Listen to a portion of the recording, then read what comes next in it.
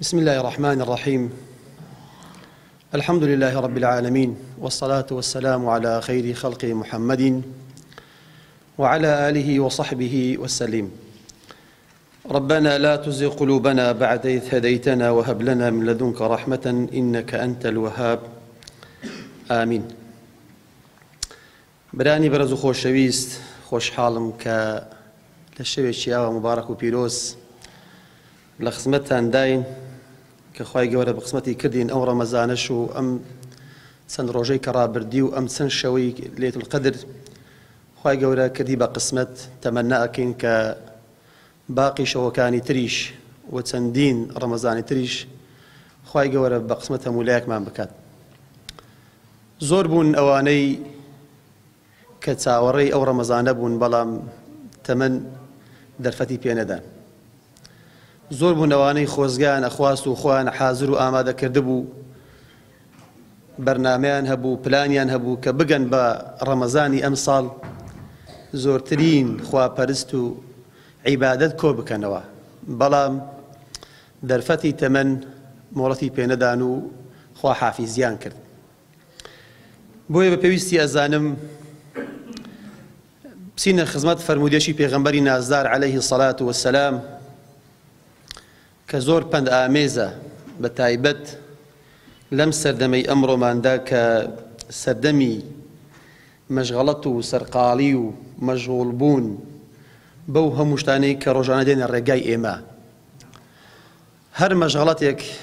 دێتە پێش حتمەن ڕێگری ئەکا لەو بەرنامەی لەو پرۆژەی لەو کارەی کە ئەتوو ئەتوێ بیکەی ڕێگری لێ ئەکات. ئەچینە خزمەت فرمودێکی پێغەمبەری نازدار عەلەیهی سەڵات وەسەلام کە هەندێک شتمان بە بنجوویدا ئەچرپینیت جێی ئەوەنە کە ئێمەی موسڵمان ڕۆژانە بە تایبەت ئەم سەردەمەی ئێستا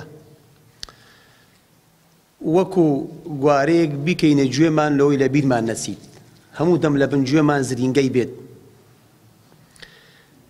هەموومان شەکوای حاڵی ئەوە ئەکەین ئەڵێن مەشغوڵین سەرقاڵین بەیشەکانمان ڕاناگەین فریای ئیشەکانی خۆمان ناکەوین، ساڵێک ڕۆیش دو ساڵ ڕۆیش دە ساڵم بەڕێ کرد هیچم نەکرد، هیچم دیار نییە، ڕاکە ڕاک ئەکەین شەو و ڕۆژ لێرە و لەوێ، بەڵام تەماشا ئەکەین ئەوەی کە ئێمە لێ ڕائەکەین دەرەنجام و نەتیجەکەی شتێکی ئەوەندە کەمە بە خۆمان پێڕازی نین. ئەمە هەر لە ژیانی دونیا، لە ژیانی قیامەت زۆر ئەولاترە. فرموديكمان هيك كإمام ترمذي رحمة إخوائي لسر بيت رواياتي كردوة لكتاب تحفة الأحوذي كإمام الترمذي لبرجي ششم بفرمودي 2306 أم حديثي هناوة كأويش لأبو هريرة رضا ورحمة إخوائي لسر بيت لبيغنبري إخوة أجارته عليه الصلاة والسلام. أفرميت عن أبي هريرة رضي الله عنه أنه قال أن رسول الله صلى الله عليه وسلم قال أو بيا برز أفرميت بيغنبري إخوة فرموي عليه الصلاة والسلام بادروا بالأعمال سبعا. بيغنبري إخوة أفرميت عليه الصلاة والسلام فرميت دس بيش خريب كان، بادروا يعني بيش برشيب كان، منافسة كان،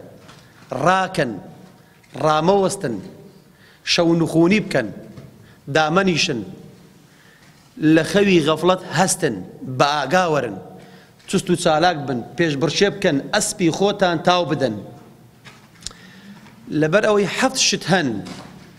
أجر أم حفظ شتانا هر يشيك لوانا رول لهر كسيك بكات برنامج أو كسا لكار ديخيد فریای هیچ ناکەوید، هەر یەشێک لە ئێمە ئێستاگە ناخی خۆی بکاتەوە چیرۆکێکی وێیە بەسەرهاتێکی وێیە کە فڵانکە کەسە بەرنامەی هەبوو لە ژیاندا چ بکات بەڵام بەداخەوە فریانەکەت، هەر یەشێک لە ئێمە چەندین نمونەی وێنە. ئەم فەرمودەی پێغەمبەر عەلەیهی سەڵات وەسەلام ناخەژێنە، یعنی فكري ليه بكينوا بالضبط ولا إنسانك كأم إنسانا هرتسن سست و لاواز بێت گورج و گۆڵی ئەکات نەشیدی ئەکات سالاشی ئەکات کە خەم لە خۆی بخوات فریای ئیشەکانی خۆی بکەویت بەتایبەت لە ئوموری قیامەتدا پێغەمبەری خوا عەلەیهی سەڵات وسەلام زۆر دڵسۆز بووە هەموو ئەو شتانەی کە پێویستن لە بۆ ئینسان هەمووی لۆ باس کردین زۆر دڵسۆزی ئەو ملەتە بووە زۆر دڵسۆزی ئومەتی خۆی بووە ئەفەرمێت بادروا بالأعمال سبعا پەلە بکەن پێشبڕشێ بکەن ڕانەوەستن خێرا بکەن مسابقە بکەن بەر لەوەی حەفت شت ڕووتان تێ بکات ئەفەرمێ هەل تەنتەظیڕونە إلا فەقرا منسیە ئەوەی یەکەمین ئەفەرمێ ئیشەکانی خۆت کار و عیبادەت و پرۆژەی خۆت بیکە بەر لەوەی فەقیری ڕوو تێ بکات فەقیریە کە منسیەن فکر لە وشەکان بکەنەوە خۆشەویستان فەقیری هەژاری ئەگەر غەڵەبەی کرد ئەگەر هێرشی هینا وا لە ئینسان ئەکات هەموو شتەکانی لەبیر بچێتەوە بەر لەوەی بگێ دەرەزەی فەقیریەشی کوشندە ئێستا گە چ بەرنامەیەکت هەیە لە دنیا و لۆ قیامەت ئەسپی خۆتی تێتاودە ڕامەوەستە چونکە فەقیری یەخەی گرتی لە ئوموری دنیات ئەکات لە ئوموری ئاخیرەتیشت ئەکات زۆر کەسێ بینین لەبەر دابینکردنی لوقمەیەک هەند فەقیر بووە دەستی لۆ حەرام بردیە لە سەرنجامدا یان گیرایە و کەوتۆتە بەندیخانە یان سەرەکەشی لەسەردانایە نمونەم بینیوە وەڵڵاهی لەم شارەیە گەنج خێزانیە وەڵڵاهی خێزانی خۆی ناردەوە ماڵی باوکی وتی وەڵڵاهی پێم بەخێو ناکرێت وەڵڵاهی نەتوانم یعنی حەقی ئەو خێزانم بدەم بەر لەوەی بگەین ئەو ڕۆژگارە ئەگە چ بەرنامەیەکت هەیە لۆ دنیا و لۆ دوا ڕۆژت ئەنجامیدا ئەگەنە ئەو فەقیرە یەخت بگریت هەم لە کار و کەسابەتی ڕۆژانت ئەکات هەم لە ژیانت ئەکا هەم عیبادەتیشت ڕائەوەستیت ناتوانێت وەکو پێش عیبادەت بکەی چونکە هەند بیر ئەکەیەوە لە دابینکردنی پڕکردنەوەی پێداویستەکانی ژیانت ئەو پڕکردنەوەیانە ڕێت لە عیبادەت ئەگریت ڕێ لە خوێندن ئەگریت ڕێ لە ژیان ئەگریت ڕێ لە کاروباری کۆمەڵایەتی ئەگریت ڕێ لە تەندروستیت ئەگریت مێشکت داگیرەکە مەشغوڵت ئەکا بەشتی زۆر سەیرەوە لێ تەماشاکەن پێغەمبەری خوا فەرمێت اللهم إني أعوذ بك من الكفر والفقر پێغەمبەری خوا عەلەیهی السەڵام خۆی پەنادایە بەخوای گەورە لە چی لە کافربوون و لە فەقیربوون لە شوێنێکا فەرمێت كاد الفقر أن يكون كفرا ئەفەرمێ هەژاری زۆر نێزیکە لە کافربوونەوە نەفەرێکم بینی خوای گەورە امتحانی کردبەوە بەم نەخۆشیە یعنی گوت خوایە ئەو هەموو عالەمەت تێر کرد عەجزایە بە ئەمت لەبیر چوو ئەیگۆ عەجزایە بە ئەمت لەبیر چوو ئەو قسەیە کەم نییە خۆشەویستان ئەو پیاوە کەوە ئەڵێت لەوانێ بڵێن عوزرێکی هەیە بەڵام عوزر نییە لە تاوان و ئەڵێت خوا کەسی لەبیر نەچووە بەڵام کە ڕووی تێ کردی ئەو بربەستە بەڕاستی فکر لە هەموو شتێکەکە بەس فکر لە قیامەت ناکەیەوە شەیطان لەوە دێت شەیطان و وەسوەسەت لۆ دروست دەکات لێرەوە دێتە ژۆر ئەی تو موسڵمانی ئەی تو باوەڕت بەخوای خۆ نییە ئەی ئەوە نەخوا ئەتوی لەبیر کردی ئەها حاڵەتی چ لێ کردیە حاڵی فلانیش چ لێ کردیە ئیدی وەسوەسە دروست ئەبی فکری خراپ دروست ئەبیت ناتوانی وەکو پێویست بەڕاستی بکەوێ سەر عیباتی خۆشت لێ فەرمێ ئاگاتان لەوە بێت بەر لەوەی فەقیریەک ڕووتان تێ بکات کە ئەو فەقیرە مونسیە واتە هەموو شتێکت لەبیر دەباتەوە هەر چیشتەوە بیرت نامینێ ئللا ئەوەی کە ئەتوو بەدوویدا ئەگەڕێی کەوەش نەخۆشیێکی خراپ دومین ئەفەرمێت ئەو غینەن مطغیە لەوانێ بڵێن باشە ئەوانەی کە دەوڵەمەندن ئەگەر ئەوە پێوەربی دەبی دەوڵەمەندەکان زۆرترین عیبادەت ئەنجام بدەن نەخێر ئەوە شوەنیە فەرمێ ئاگاتان لێ بێت خوای خۆتان بەبیر بێت بەر لەوەی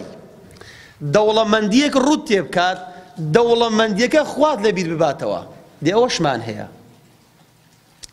زۆرن ئەوانەی پارە و پوول و سەروەت و سامان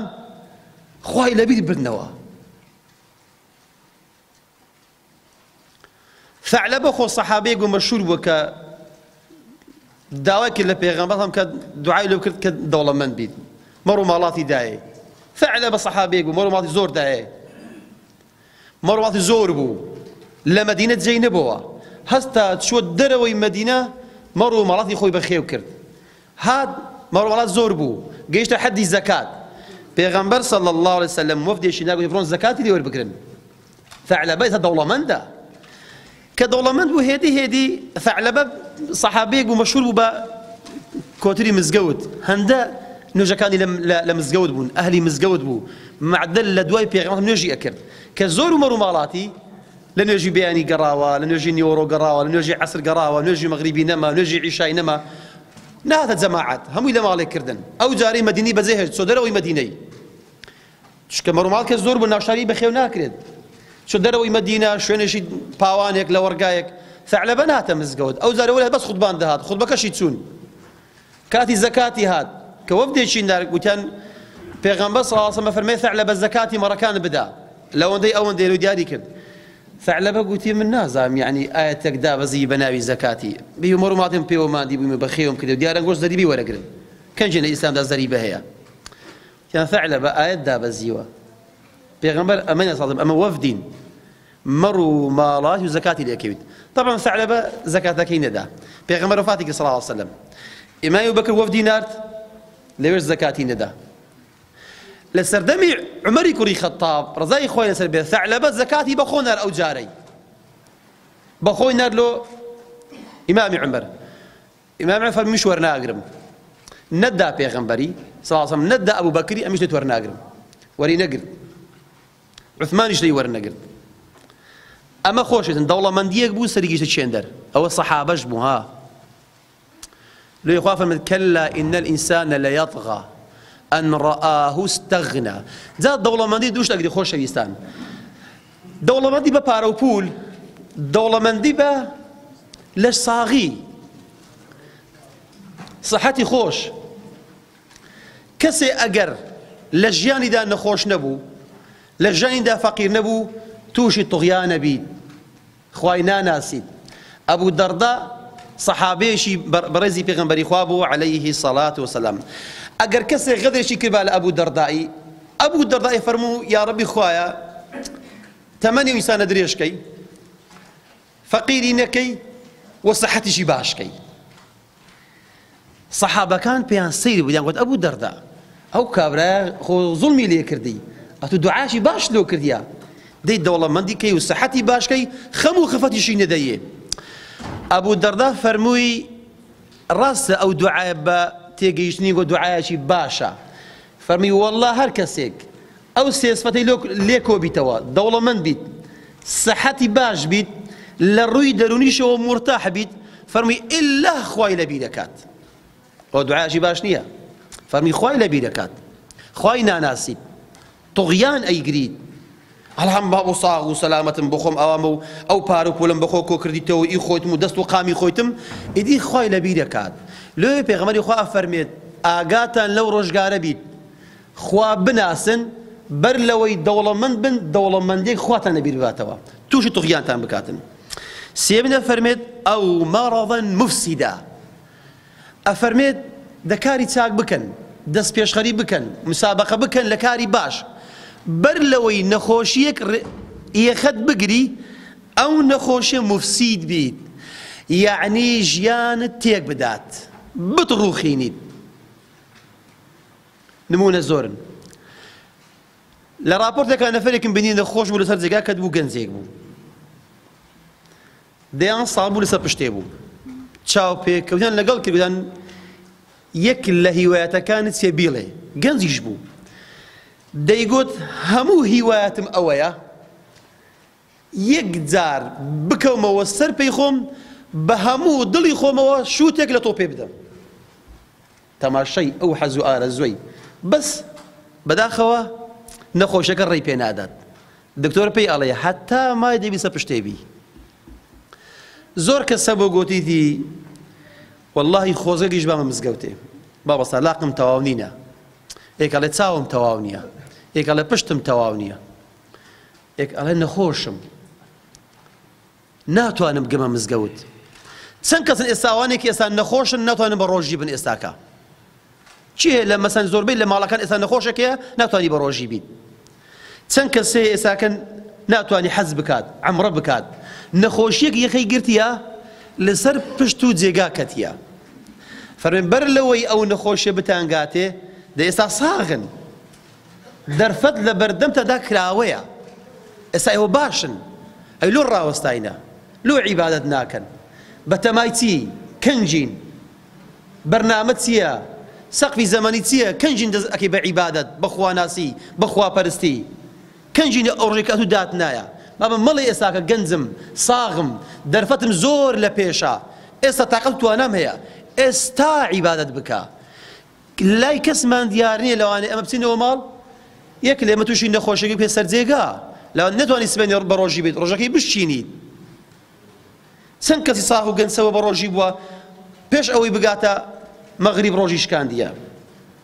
پیاوێک 3 ساڵ پێش ئێستا حادیسەیەک لە هەریر ڕوویدا، لە هەریر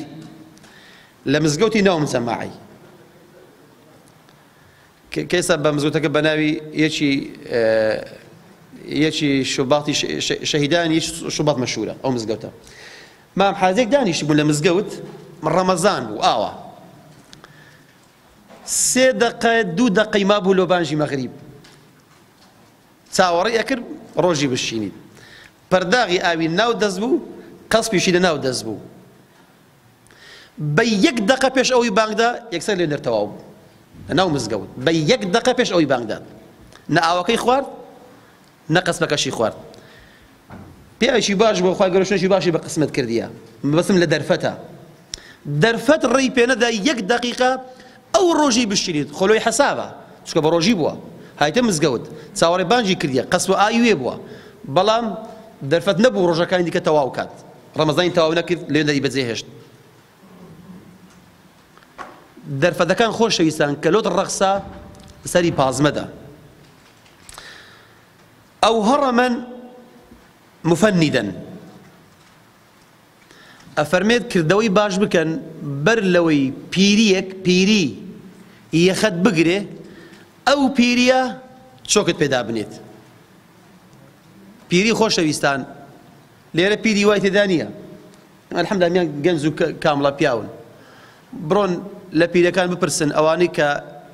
لەسەر جێگا کەتین لەرزۆک بووینە، چاوی نابینیت، گوێی نابیستیت، قسەی پێ ناکرێت، دەستی ئەلەرزیت، چۆشی ئەلەرزیت، خواردنی پێ ناخورێت، شەوێ هەتا بەیانی لەبەر ئێش و ئازاری قالبی خۆی ئەناڵێنیت، ئەگریێت، نەتوانی خۆوەرجێڕیت، ئەگە هەستەوە دەبی دەستی بگرن، بڕۆ تەماشای حاڵی ئەوانەکەن. پیری چۆنی یەخەی پێگرتین. پێغەمبەری خوا ئەفەرمێت اللهم إني أعوذ بك من الهرم. پێغەمبەری خوا عەلەیه سەڵات وەسەلام خۆی پەنادایە بە خوای گەورە لە پیری. پیری امتحانێکی قورسە، زۆر کەس لە پیری دەرناچیت. مام حاجیەک لە هەولێر 3 ساڵ پێش ئێستا کوڕەکانی بە خێویان نەکرد، وەزعی زۆر باش بوو، هەستا چوو لە دادگای، گەنجێکی هینا، ژنی لۆ هینایە ناو ماڵی خۆی، چوو لە محکەمەی نووساوێکی کرد کە ئەمن فلانی کوڕی فلانیم، ئەو مڵک و سەرۆت و سامانی خۆم ئەدەمە فڵان کەس کە کوڕی من نییە کە بە خێوم کە هەتا مردنی. تەعەودەکەیان نووسی، بەڵێ نامەکەیان نووسی لە دادگای بە قانونی کرد لەوەی سبێنێ کوڕەکان یەخەی پێ نەگرن. مام حازی کەت پاشەنجین کەت نەخۆش بوو، هەندەی دیکە پیر بوو، تەحەمولی نەکرد، بە فیشەکێک کۆتایی بە ژیانی خۆی هینە. پیری زۆر قورسە خۆشەویستان، ئەوەی کە ئێستا هاتۆتە ئێرە و تەحەمولەکە بمینێتەوە و نیو سەعات لە ناو نوێژ ڕابوەستی و سەعاتێک لێرە دابنیشی گوێ لە وتارێک بگری و بە پێیان سی و بە پێیان بێتەوە، ئەوە هەموو تااقەت و قووەتی گەنجایەتی ئەوەت پێ ئەبەخشیت. پیرایەتی ئەوەت نەیاڵی خۆشەویستان، ئەگە تەمەن باقی بیت هەمومان ئەو قۆناغە پێدا تێئەپەڕین قۆناکە مرۆڤ پێدا تێئەپەڕین لەوەی بەخۆی دابێتەوە ئەی ئینسان حتا دوێنێ گەنج و لا و شۆخ بووی ئێستاکە پیرەمێردی پیرایەتی یەخەی گرتی چۆشی پێدانای هەموو تااقەت و قووەت و هێزی لێستاندیەوە لێ تەماشاکەین ئەوانەی لە مزگەوتان لەسەر کورسی نوێژ ئەکەن حەز ناکەن و چیمت و بە پێوە نوێژ بکەن بە پێوە ڕابوەستن کە نوێژی بە پێوە خێری زیاتر لە نوێژی بلەند دانیشتنەوە حتمەن حەزەکەن بەس بەداخەوە چۆکێشان و پشتێشان و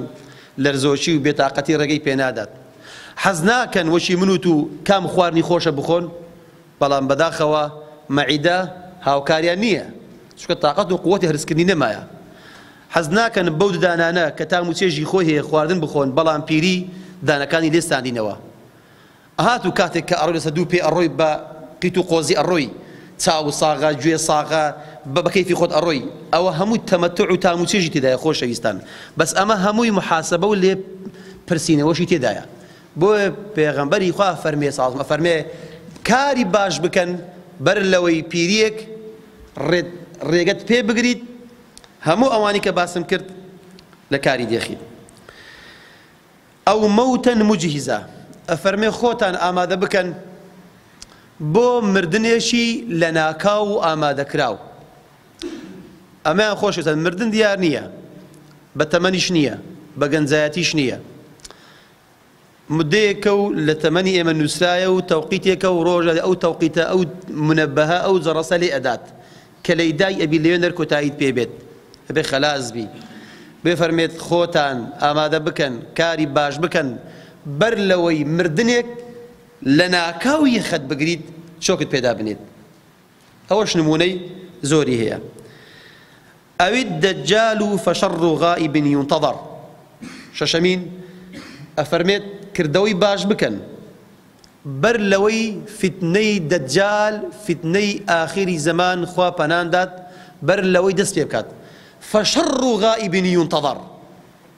خراپترین فتنە چاوەڕێ بکاتن هاتنی دەجالە خۆشەویستان کە دەشێت دڵنیا بن دەشێت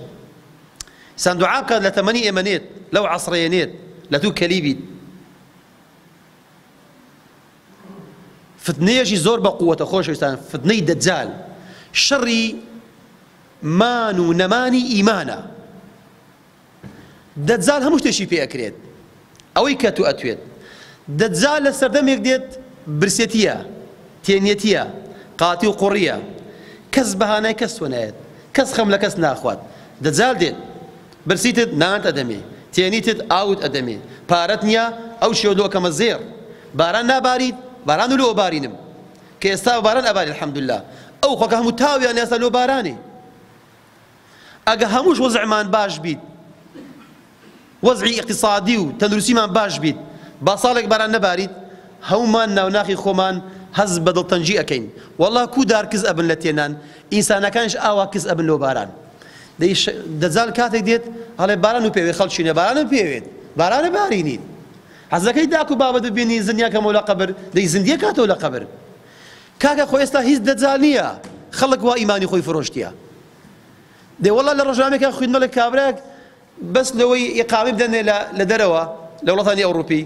گۆدوێ تو چی گوێ من مەسیحیمە ڕاست ئیقامیان دابووی لۆیەکی ئیقامە دینی خۆی فرۆشتیە خۆ هیچ دەجالیش لە گۆڕی نیوە دنیاشی فەڕاح و ڕۆن و خۆش هیچ ساوارش نەدونیە دەی کاکە خەڵک ئەوڕۆ وەڵڵا ئیمانی خۆی فرۆشید لۆ سنتەچی لۆ پارە نانەچی لۆ مەنسەبەتچی لۆ قسەیەشی لۆ جاسوسیەک لۆ فەسادیەک خەتەرە خۆشەویستان بگەینە فتنەی دەجال إلا ما رحم ربي بخوا جنا كم كسواري درتي دي خو إسا كس نالي من باود لو زندية كمو داك لو زندية كمو ور إيمان بيبينا خوستاونيا كاك دورة سلامك اللي أكم بس رتاو كابرا أماد إيماني خوي بفروشي زور خطرة خلق لو بارا إيماني خوي باد لو منصب إيماني خوي باد كاتي كدجال ديت أو بريق قيرانا كديت خەڵکیش بە کۆمەڵ ڕەگەڵی ئەکەوی و ئیمانی خۆی ئەفرۆشیت و هەم دنیاکەی ئەڕوات و هەم قیامەتیش ئەڕوات بۆیە ئەفەرمێت کاری چاک بکەن بەر لەوەی دەجال بەرپا ببیتن حەفتەمین و کۆتایی ئەفەرمێت أو الساعة فالساعة أدهى وأمر. فەرمێ خەڵچینە ئێستا دەرفەتان لە بەردەمدایە کاری باش بکەن بەر لەوەی قیامەت بەرپا بیت. فالساعة أدهى وأمر. ئەگەر قیامەت بەرپا بوو ئەگا ئەو کاتی ڕۆژ لە ڕۆژ ئاواوە هەڵات دەی ئەو کاتی هەزاران سبحان الله و ئەستەغفر الله و تەوبە سوودی نییە خۆشەویستان، ئیسفادەی نییە بەخوای. ئەو دەرفەتە لە بەردەمت ڕۆیشت عەجزای بعمرت 70 ساڵ بوو 6 ساڵ بوو 50 ساڵ بوو فکرت نەکردەوە ڕۆژێک تەوبە بکەی ئیستیغفار بکەی ڕوو لە خوا بکەی ئێستاوە ڕۆژ لە ڕۆژ ئاواوە هەڵات فەجئەتەن تازەی ئیستیغفار ئیسیفادەی نییە، وەڵڵا نوێژ ئیسیفادەی نییە، قورئان خوێندن ئیسیفادەی نییە، دەرفەتەکانت هەمووی لە دەستدان. ئێستا دەبێت ئیلا هەلووەی نەفسی خۆت بکەی، ئەتووی زەرەرمەندی، ئەتووی ئەو هەموو دەرفەتان لە بەردەم بوون لە 6 ساڵ بیرت نەکردەوە ڕێی خوای لە چێندەرە، ڕێی بەختەوەری لە چێندەرە، ڕێی بەهەشت لە چێندەرە، تازە لەو ترکە ساتەیە کە ئەو دەرفەتانە بەندەم ڕۆیشتن بەخوا هەرچەند بکەیت و بناڵیتەوە هیچ سود و ئیسیفادەی نیە خۆشەویستان. ئەمانە دەرفەتن هەڵی زێڕینن ئەمڕۆ لە بەردەمی من و تو کراوەن. خوای گەورە دەرفەتی زۆری خستینە بەردەم با هەوڵ دەین لەو کاتانی کە دەرفەتمان لە بەردەمدایە با ئەسپی خۆمانی تێدا تاو دەین. لە مەسەلەی دەرفەت خۆشەویستان لە شەڕی ئوحود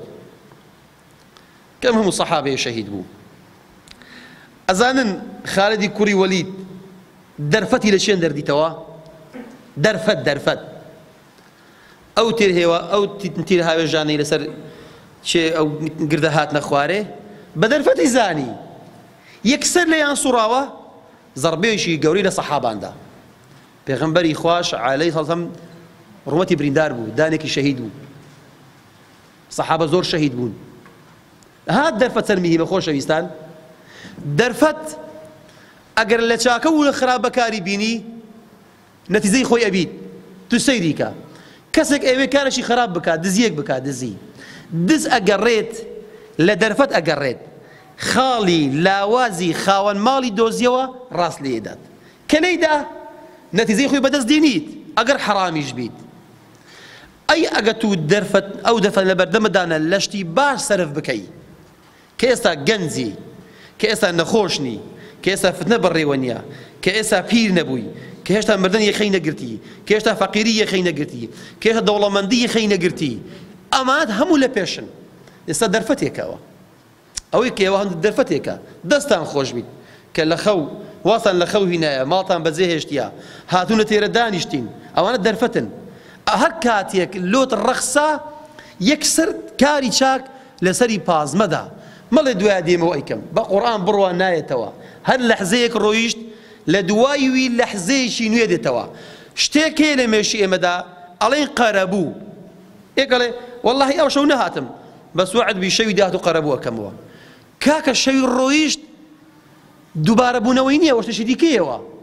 لە دەفتەری ئەعمالی تو شەوی ڕابردوو ئەڵێن فلانی کوری فلان خەوتبوو تەمەنەکەی بۆش ڕۆیشت، ئەوە ڕۆیشت. ئەدی ئەو شەو فەرموون تاریخی ئەوەندە شەوی 24 تەمەنەکەی سەرف کرد لە شتی باش. ئەوە ناسە سەر شەوی ڕابردوو ئی ئێستاش ناسە سەر شەوی داهاتوو. کەواتە لە بەزایعدانی تەمەن و وەقت شتێک نییە بە ناوی قەرەبوو کردنەوە. لێ بە خۆشەویستان دەرفەت وەرگرین بە ئەسپی خۆمان تاو دەین لەو دەرفەتانی کە لەبەر دەماندانە. یا ڕەبی خوای گەورە عاقیبەتی هەموو لایەکمان خێر بکات، خوای گەورە ئەو تەمەنەی پێی بەخشین پڕ بەرەکەت بکات، خوای گەورە ئەو تەمەنەمان لۆ وا لێ بکات کە پڕیکەین لە عیبادەت لە خواناسی لە خواپەرستی، وخوای گەورە دەرفەتەکانە موفقمان بکات کە بتوانین چاکترین و باشترین عیبادەت بکات. یا ڕەبی خودایە بۆ خاتری نێوازوانەکانت بۆ خاتری سیفاتە بەرزەکانت لێت ئەپاڕێنەوە. ڕوومان لە دەرگای قاپی ڕەحمەتی تۆیە. خوای ئێمە زەعیفین، بێدەسەڵاتین، فەقیرین، هەژارین، تۆ دەوڵەمەندی بەدەسەڵاتی. خوایە داوا و تکاو ڕزەکانی خۆمان ئاڕستەی تۆکەین. خوایە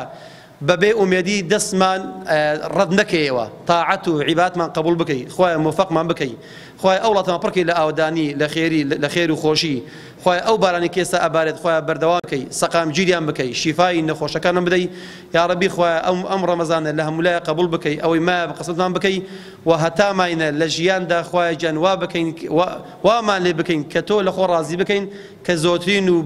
چاکترین عیبادەت کۆ بکەینەوە آمين والحمد لله رب العالمين سبحان ربك رب العزة عما يصفون وسلام على المرسلين والحمد لله رب العالمين